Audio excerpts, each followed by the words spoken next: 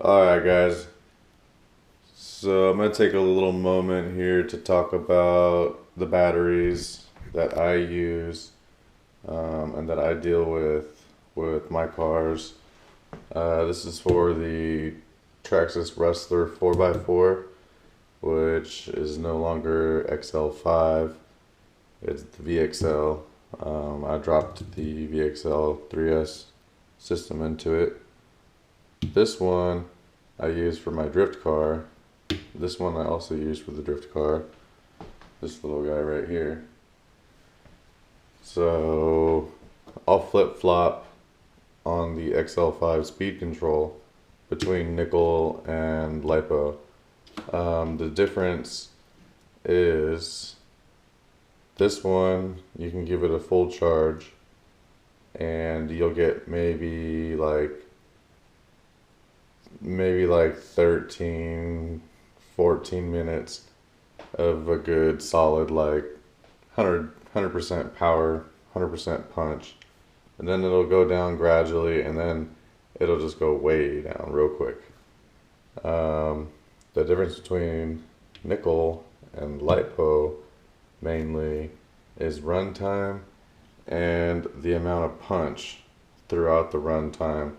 With a LiPo, you can almost get like 100% punch, 100% power all the way until it's cut off, which your ESC controls. So once your ESC measures that the cells in the battery have gone down to a unsafe level, it'll cut the power off and you'll notice, and that's when it's, time to stop the car, turn it off, charge the battery or whatever you're going to do, storage charge. This one, the reason I went with a 4,000 milliamp LiPo for the VXL Wrestler 4x4 is I've had that same motor in a lot of different cars. I had a Slash 4x4, I had a Wrestler 2-wheel drive, I had 3 of those actually, all VXL. I dropped a VXL into a Stampede 4x4.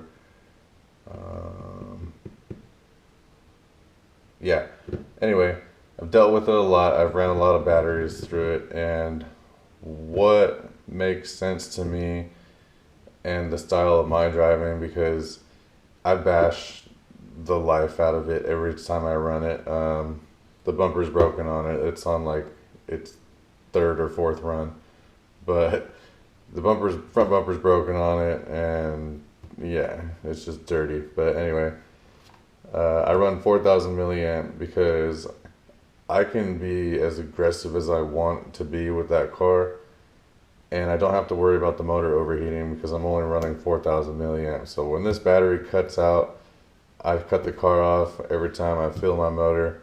It's pretty hot. It's not like burning your skin hot, but you can touch it and leave your hand there for more than 10 seconds without burning your hand. So that's about how hot it gets. I don't really run the nickel in it anymore. There's just not enough power and it's kind of pointless.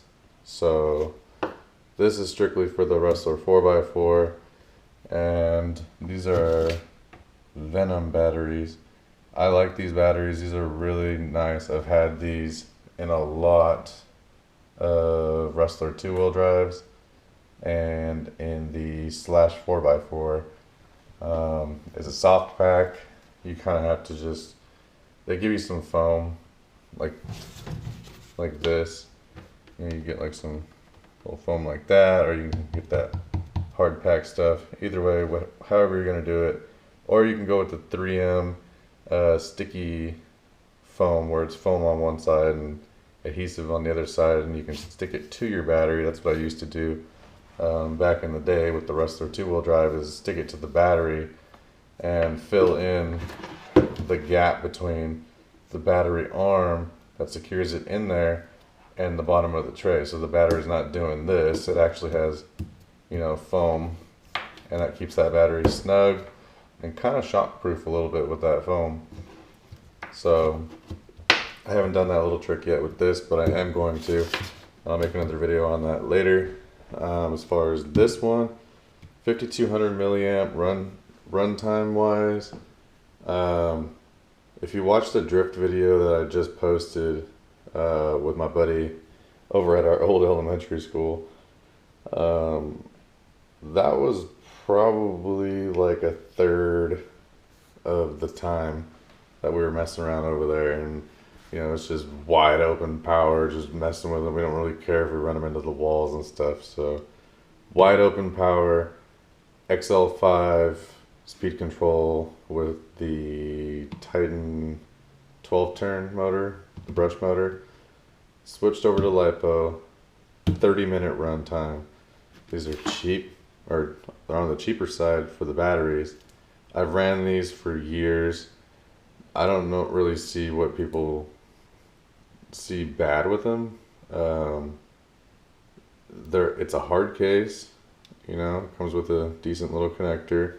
It's a Dean's, so you might have to either buy an adapter, you know, like I did, that goes right into there, and there's your Traxxas plug. Or if you already have a Dean's, you're set. Or you can take the chance of, you know, cutting this off and soldering your own on there, however you do it. But either way, I'm sure these come with different plugs, but 5200 milliamp with a 50C punch, that's more than enough for an XL5 if you have a drift car. More than enough. Like I said, I flip-flop in my drift car. If I know I'm going to be at a location for a long time, I'll run this one first and then let my motor cool down for a couple minutes.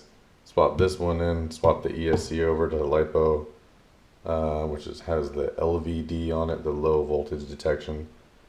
And I'll run this one for the next, you know, half hour, just wide open. So I definitely prefer LiPos over nickels.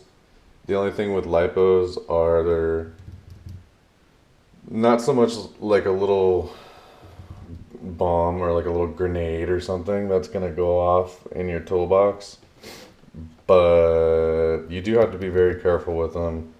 And if you start to notice that they start to like swell and puff up, and you know, they get a little round on where an edge used to be flat, you should get a little cautious with that, and be careful when you put it on the charger, and you know, maybe go outside and plug it into something outside, like 6 feet away from the house at least, and you know, plug it in, see what it does. If it charges all the way up, cool. If it works, cool, you know. But if anything else happens, I would disconnect your charger immediately.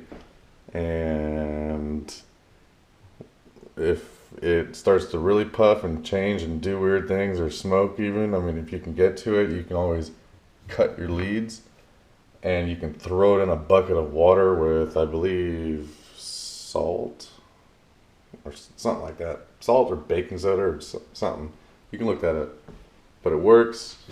It pretty much discharges all the cells, and you can leave it in there for a couple days. It doesn't matter. But then I believe it's safe to recycle or simply just toss. But yeah, I've got these little batteries here for the SCX 24s, and I run the original packs that come with them, along with some 1000 milliamp, you know, fat packs. I love these fat packs. They add some good weight. You know, you get a lot of. I am running it in the back, but I was running it up here until I put the brushless system in. And then I was kind of forced to relocate it back to there. But yeah, these are what I run.